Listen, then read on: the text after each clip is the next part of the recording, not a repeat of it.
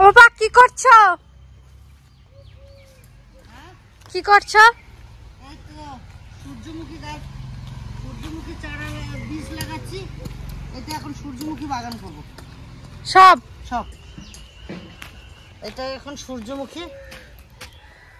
এই যে যে তোমার ভিজিয়ে রেখেছিলাম 2 দিন, তারপর কানিতে পেঁচিয়ে রেখে দিয়েছিলাম। এই যে মানে মুখ ফেটে অঙ্কুর বেরিয়েছে।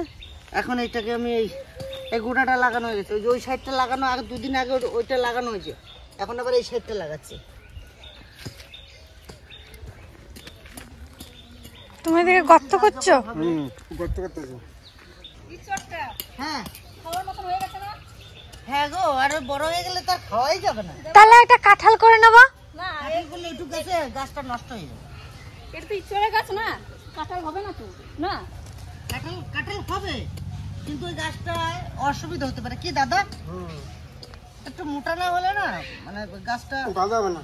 এবারে লিচু ধরবে আমাদের কাছে। লিচু ধরার কথা, আমার সঙ্গে কথা হয়েছিল লিচু গাছের সাথে। লিচু গাছে ফোনে কথা হয়েছিল, কথা রাখবে। এইবার হবে না, সামনের বার মনে হচ্ছে। কেন তোর কাজল দাদাদের বাড়িতে চলে এসছে, মুকুল চলে এসছে, একসাথে নিয়ে এসছো? একসাথে একদিনে এক সময়। তাহলে কেন আমাদেরটা এরকম হচ্ছে? তো এমনি জোরের জন্য হচ্ছে না কি আমি বুঝি না। আমি রান্না বসাইছি না, ওই কুলকোটাকে খেয়ে নিচ্ছে। কুলকোটাকে তুমি পারো, যাও। কোথায় কুল হয়েছে? দাঁড়া, চল চল, তোর মা পারবে না। এমনি গাছ লাগানো আছে কিন্তু। হ্যাঁ, সব এটা কি গাছ? এগুলো সূর্যমুখী যে হয়েছে, দেখিস না? এটা হ্যাঁ হ্যাঁ, এই যে এই যে ও দাদা, 4-5টা করে হয়েছে। কতগুলো করে বীজ ফেলছিলা? এই যে এক জায়গায় 3টে গাছ বেরোইছে। ওই যে 2টা। 2টো ঠিক আছে, আমি 2টোই ফেলতে বলেছিলাম। এখান থেকে তো অনেক বেরোয় নাই গো, না বেরোয় মরে গেছে জলের অভাবে। এই দেখো, এই কুলটা বহুত দিন ধরে বেঁধে রেখেছি। ছেলেগুলা সব খেয়ে নিচ্ছে। ছেলেগুলা বলতে আমারই সব ভাঙনা টাংনা। আমরাই খেতে পারি না বাবা। এই তো বেঁধে রেখেছি বলেই আছে। এই রে, ওটা পেকে গেছে। হ্যাঁ কই, ওই যে পচে গেছে রে, বুঝলা? পচে গেছে। হ্যাঁ, ছেলেগুলাকে কি দেবো? সব খেয়ে ই করে দিছে। সে তোমার আমি বাড়ির জন্য রাখিছি এই কটা। এই না রাখলে পচে যাচ্ছে। পচে গেছে। একটা নিয়ে যাও ঘরে, সবাই 1.5টা করে হবে না, তাও খাও। যাও, আসো। দেখো নিচের দিকে, দেখো গাছ আছে। হ্যাঁ দাদা, ওই এটুকু লাগিয়ে দিচ্ছি আমি। দাঁড়াও, তুমি খেয়ে দেখো টেস্ট। এই কুলটার আলাদা রকম একটা ফ্লেভার আছে, দেখো খেয়ে। এই যে আমাদের কাছে স্ট্রবেরি, এই যে একটা, এই যে ভিতরে আছে, ভিতরে আছে। এই যে ফুল এসছে, এই যে কত বাচ্চা হয়েছে। হ্যাঁ, এখানটা অনেকগুলো হয়েছে। আর আমাদের তিতলি তো সব সময় দেখে আর খায় নাকি, আর খায় না। আমরা ঠিকও পাই না। আজকে দুপুরে কি রান্না হবে গো? অনেক কিছু, হ্যাঁ অনেক কিছু। অনেক কিছু। জামাইবাবু কই? জামাইবাবু কই? দিদি জামাইবাবু কই রে? হ্যাঁ, তুই রেডি? তো আমরা এখন যাচ্ছি, আমরা একটু ভাঙিনা বাড়ি যাচ্ছি। তো এদিকে রান্না বান্না হতে থাকুক। আমাদের এখানে এসছেন একজনা, দেখতে পাবেন পরে জানাবো, এখন জানাচ্ছি না। তো চলুন আমরা একটু ওদিকে যাব। এদিকে বাড়ির কাজবাজ নিয়ে রয়েছে। এদিকে শনিবারে হাট, আজকে লোক আসবে বাড়িতে, আমাদের গৌর আসবে, আমাদের হ্যাপি আসবে, তারপরে কলকাতা থেকে এক দিদি আসবেন, তারপরে আমরা সুখবাজার থেকে মুরগি নিয়ে আসছি, বলেছি আমি দেশি মুরগি খাবো, সে মুরগি নিয়ে আসছি। তারপরে ছোট মাছ আছে, পানি কচু আছে, অনেক কিছু আজকে অনেক কিছু নিয়ে আজকে দারুণ একটা পর্ব হতে যাচ্ছে। দেখতে থাকুন ভিডিওটা। তাহলে চলুন আমরা একটু, আমি যাবো আর আসবো, ওখান থেকে চলে আসবো। রেডি? চলো, টাটা। পানি কচুটা এখন আমি কেটে নেবো।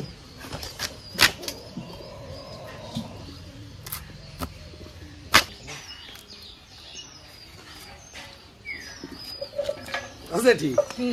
এটা কি কচু? এটা পানি কচু। কি দিয়ে রান্না? ওই ছোট মাছ দিয়া। ছোট মাছ দিয়া? হ্যাঁ। আমাকে মতন রান্না না তোমাকে মতন রান্না? সবার জন্য না, কাকে মতন রান্না? মানে আমরা তো এখনকার দিনে তো এখনকারের মতন খাই। হ্যাঁ। তুমি কি আমাকে মতন রান্না না তোমার মতন রান্না? আমার মতনই রান্নবো। তাহলে মোটামুটি সেই দিনে ফিরে যেতে পারবানি।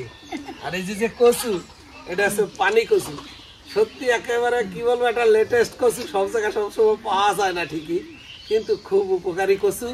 আজকে আমার জেঠি বলে চুনো মাছ দিয়ে রান্ধে খাওয়াবে, মা হতো ऐसा।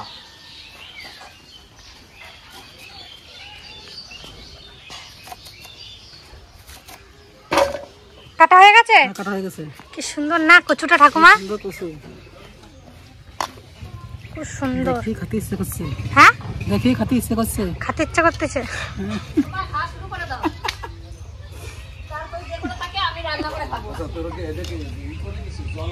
না এটা ধুয়ে নাও তাহলে। হ্যাঁ দিয়ে নেবো। ভালো করে পালকটা ছড়া নিছি মোরগের, এখন যাই একটু আগুনে ছেঁকা দিয়ে উপরে যে হালকা যে পশমগুলো খায় ওটা পোড়া দেবে।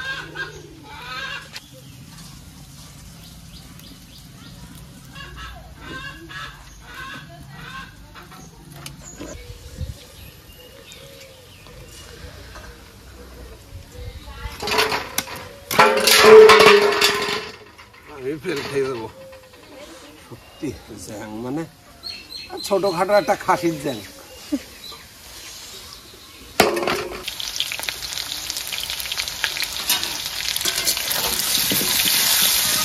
জিরে, শুকনো লঙ্কা, আদা, রসুন দিয়ে দেবো।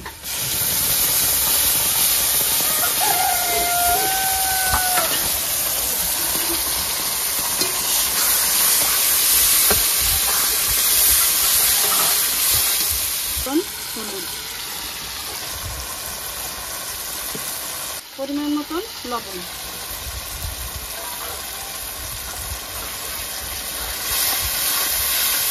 মশলাটা কষানো হয়ে গেছে, এখন আমি মাংসটা দিয়ে দেবো।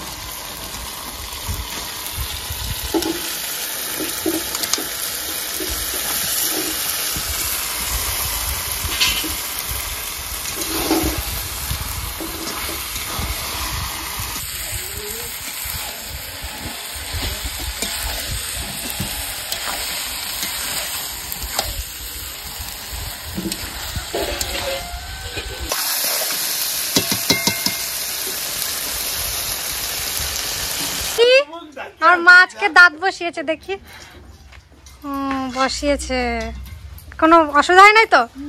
ঠিক আছে তো সব হয়ে গেছে, এখন আমি নামিয়ে নেব।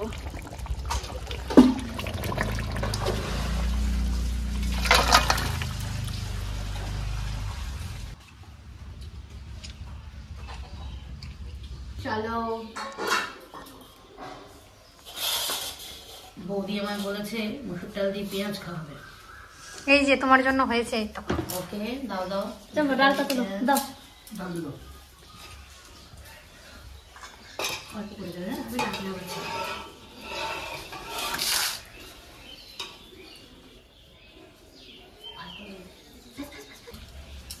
তবে যেভাবে আমরা দৈনন্দিন জীবনটাকে উপভোগ করি, আপনারা দূরের থেকে দেখেন, সবাইকে আমরা স্বাগত জানাই আমাদের বাড়িতে আসার জন্য। আগেও বলেছি, এখনো বলবো। তা আজ আমাদের এই চলার পথেও আমাদের এক দিদিকে পেয়ে গেছি, দিদিকে পেয়েও আমরা খুব হ্যাপি, খুব খুশি।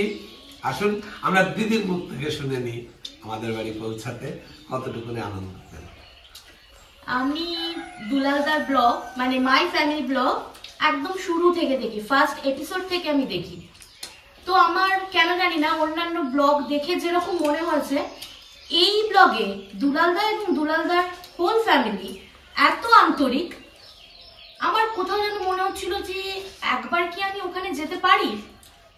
এর আগে আমি বিভিন্ন জায়গায় ঘুরেছি, আমার মাকে নিয়ে, আমার হাজবেন্ডকে নিয়ে, মেয়েকে নিয়ে, কিন্তু দীর্ঘ 2-3 মাস ধরে আমি দুলালদার সাথে মেসেঞ্জারে, হোয়াটসঅ্যাপে কথা বলেছি। আমি খোকনদার সাথেও 1-2বার কথা বলেছি। তারপর যখন আমি দেখলাম যে না, মন আমার এখানে যেতে চাইছে, তো চলো লেটস গো। আজকে 2 মার্চ আমি দুলালদার বাড়িতে এখন লাঞ্চ করতে বসেছি। পাশে খোকনদা, পঙ্কজ এবং ওই দাদা। চলো খাওয়া শুরু করি, আর কেমন হচ্ছে সেটাও তোমাদেরকে বলছি।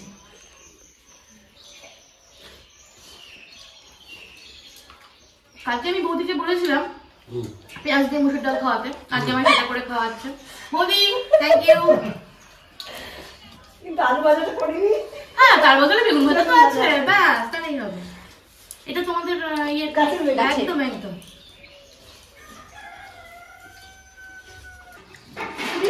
কেমন হয়েছে? দারুন। যদিও আমি এই প্রিপারেশন আগে খাইনি, কিন্তু ভালো লাগছে।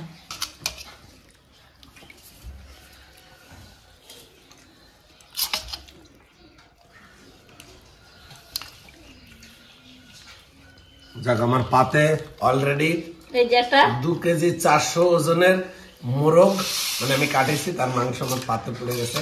খাইয়েই কষি কেমন হয়েছে। থালায় খাওয়া, আমাদের তো বাড়িতে সবসময় স্টিলের থালা, স্টিলের গ্লাস। কাঁসার থালায় তো মানে ভুলেই গেছি আমি, মানে কাঁসার থালায় কোনোদিন খেয়েছি বলে তো আমার সত্যি মনে পড়ছে না। কেমন হয়েছে রান্নাটা? দিদির হাতে রান্না কোনো জবাব নেই। ভালো তো বলবো। মোরগ আমরা খাই, তবে মোরগ কি জানেন, এই যে দেশি মোরগ, পাকা মোরগ না হলে মানে তার অরিজিনাল টেস্ট পাওয়া যায় না। তো আজকে যে মোরগটা যে কাটতে কাটতেও বলেছি, খেতে খেতেও বলছি, 2 কেজি 400 গ্রাম ওজন, সত্যি এই যে অপূর্ব স্বাদ। মাংস খেলে এরকম মাংস খাবেন, মনে থাকবে সত্যি। ঝোল দিয়ে আগে মাখিয়েছি, এইবার আলুটা চটকে নিয়েছি, এইবার শটান মুখে চালান দিয়েছি।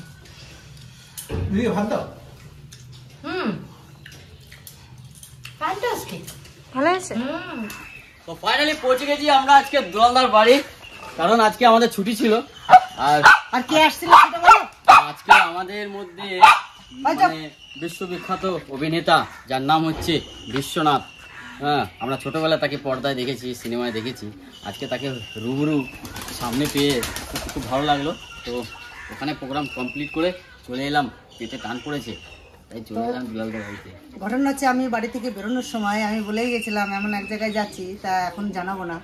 তো ওখানে সব কিছু দেখে টেকে এলাম, দেখে টেকে আসার পর ওরা এখন দুপুরের খাওয়াটা শুরু করেছে। তাই ভাবলাম হ্যাপিটা সকাল থেকে ওখানে রয়েছে, আমাদের তো দায়িত্ব থাকে না, অনেক বাইরে থেকে লোক আজ এসছে, এরা দেখাশোনার দায়িত্ব। তাই হ্যাপিকে বললাম ভাই চল কেউ কাট রায় খেয়ে আসি, বাড়িতে দেশি মুরগি টুরগি রান্না হচ্ছে, দারুণ দারুণ জিনিস, চল ভাই। এবার পোলট্রি মুরগিটা ভালো খায়, খাসি খায় না, দেশিটাও খায়, তাই তো? আমার মনে হচ্ছে আমার থেকে বেশি খিদে এর পেয়েছে। কি খাবার দিয়েছো তো? হ্যাঁ ওই যে চলো চলো হ্যাপি ভাই, চলো, ঠিক আছে, হ্যাপি চলো। ভাই হচ্ছে হ্যাপি, হ্যাপি হচ্ছে আনন্দ, হ্যাপি হচ্ছে আমাদের প্রাণ, আমাদের বন্ধন।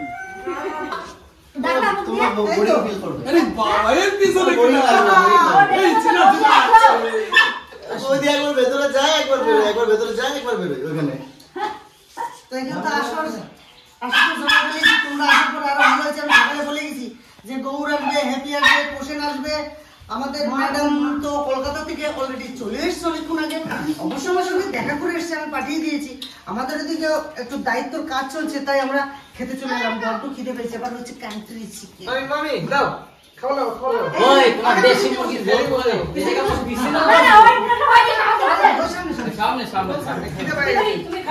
দেখছেন যে আমাদের ক্যামেরাম্যান কে, ভেলপুট কিচেন এই যে ভিলেজ কুকিং ব্লগে। Yeah. এই হচ্ছে আমাদের নমস্কার।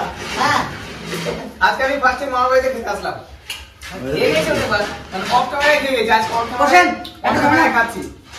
ওটা মেঘনাদরা মুক্ত মিষ্টি আর আমাকে দাদা তো আমার সঙ্গে কথাবার্তা কিছু করতেছে না, কিছু বলতেছে না। সবাই তো কইই যাচ্ছে, একবার তার কোনো সুযোগই পাই আমার না। দাদা শুধু খাইয়েই যাচ্ছে, আমার কথা কিছু আসলে বলতেছে না। বিষয়টা তা না, আনন্দ সাথে করে আইছে, অনেকে নিয়ে আইছে, তো আনন্দ চোটে আনন্দই হারাই গেছে।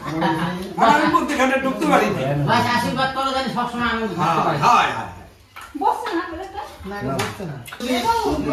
ধানের তুলসিলে যাবে, তাই যাতে করে জিপটা ওখানে